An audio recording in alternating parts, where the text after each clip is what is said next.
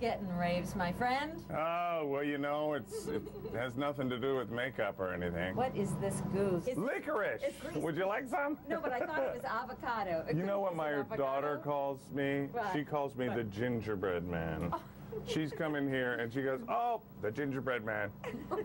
So I'm like, ah. When you're putting on the Ritz, and you have the big clumpy shoes on, what are those shoes made of? They are from the village. You see them? And they're about 4-inch platforms. They zip up. Ooh, and sexy. then And how high? they're 4? yeah, just about 4.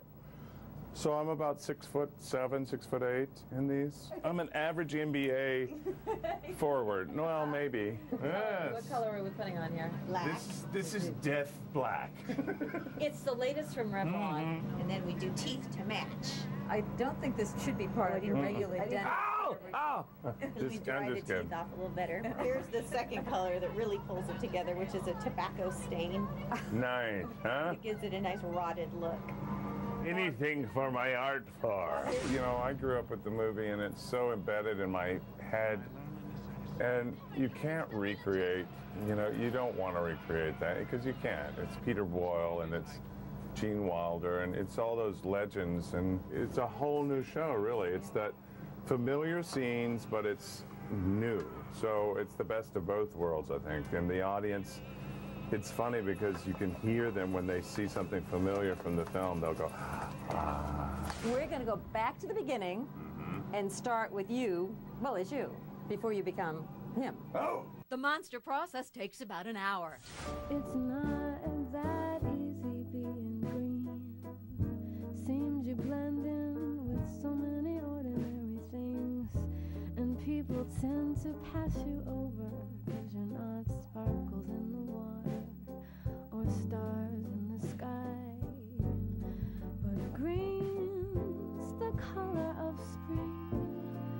Green can be cool and friendly like, and green can be big like the ocean, or important like a mountain, or tall like a tree. When green is all there is to be, it could make you wonder why wonder, I'm green. It's beautiful, and I think it's what I wanna be. Voila! Voila! And now I want you to meet more of the cast members. Walk this way. Perhaps I can help you with that hump. What hump? In the first hump that we had, it wasn't big enough, so we upped the hump. This is the extra added humpage. And why did you want the extra padding? Well, I wasn't sure if it was reading enough from the audience. Oh, we have, I you know, see. 10,000 people fit in this theater. I don't want to give a spoiler away, but there might be more than one hump, and there actually might be more than 2 humps in this show. Together again for the first time. Chris Fitzgerald is young Frankenstein's resident comedian. His dressing room has the most fun stuff. What hump? Hello. I'm Marty Feldman. No, it's Chris Fitz. I don't know what's happening. Mel discovered Chris in an off-Broadway show, Gutenberg the Musical. I didn't make that up. He ad-libbed his Igor audition.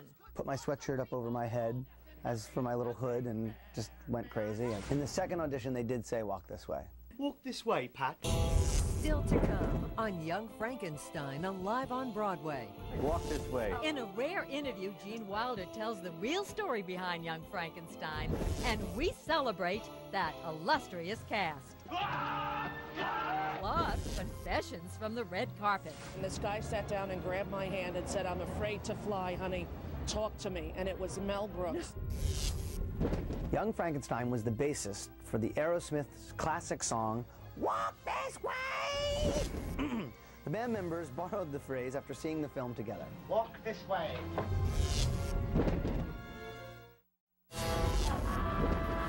You're watching Young Frankenstein, alive on Broadway. On Big Stage 5 on the Fox lot, Young Frankenstein was shot back in the 1970s.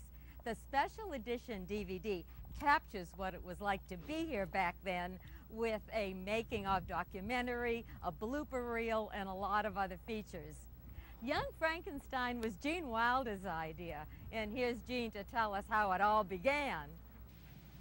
That's Frankenstein. I took that pen and the yellow legal pad and I wrote at the top, Young Frankenstein. But I thought, Young Frankenstein is a funny title. Where did the idea come from? When I was a kid, I was scared to death of the Frankenstein movies. When I saw those movies and I remembered them, I also remembered that I wanted to change the endings. I wanted them to end happily. Penny for your thoughts. Before Mel began working on the Broadway version, he called his longtime collaborator and friend. He wanted my permission, he wanted my approval. I tried to talk him out of it at first. At that time, with his wife,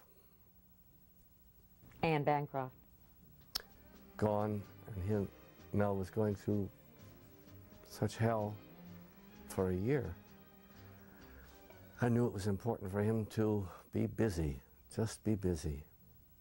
And when he called that 1 week later, he started right in, almost the same sentence that he left off on.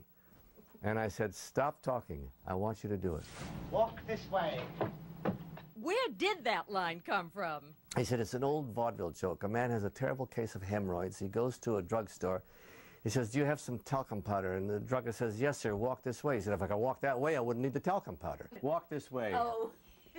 Gene now lives in Connecticut with his wife, Karen, and he has a new career as a best-selling author. His books include Kiss Me Like a Stranger, My French Whore, and his new novel, The Woman Who Wouldn't. But I had a question about his first career. If you ask me my favorite film of the ones I've done, it's Young Frankenstein.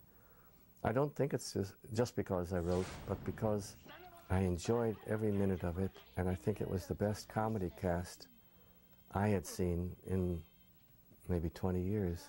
I loved working with those people. And now, let us all go to my house for a little sponge cake and a little wine. And tonight, we salute that cast of gifted actors. Terry Garr lives in L.A. and retired from acting after being diagnosed with MS. She spends her time raising awareness and money for multiple sclerosis. Cloris Leachman lives and works in L.A. At 81, she has won more Emmys than any other actress. Marty Feldman is buried here at Forest Lawn. Mel Brooks came to this famous cemetery early last year when he was working on Young Frankenstein to ask for Marty's blessing. I got to tell you a secret. I went up to where Marty Feldman is laid to rest in California. And I went up there, and I you know, he's right near. Actually, Marty is not too far from Buster Keaton, his idol, Marty's idol, and Stan Laurel was not too far. So he's in good company. He's very good. Sure, good. And I told Marty all about Chris Fitzgerald. I said, you won't be ashamed. You won't be, you know. And I told him all about the show, and I said, you know, if you're floating around anywhere, you'll be pleased. If you know, I told him how good Chris Fitzgerald is, how really, how well he salutes the role of Igor. He's so fearless. Who knows what part of his crazy brain came up with so much of that stuff. Madeline Kahn was diagnosed with ovarian cancer in 1999 and died later that year. To me, you know, she seemed like one of those people that you would really want to sit down and have dinner with. You know, like a really great gal. Peter Boyle died of cancer and heart disease in 2006, shortly after Everybody Loves Raymond ended its 10-year run.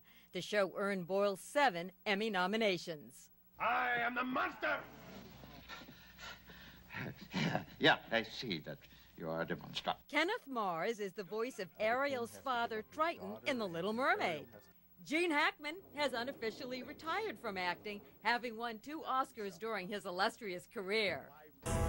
Still to come on Young Frankenstein, Live on Broadway. I had a big fight with Gene Wilder. A battle of wills over the movie's most famous scene.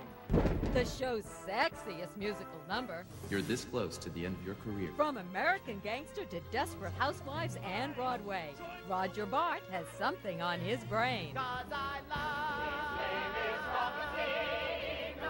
Off that Broadway, there is nothing like a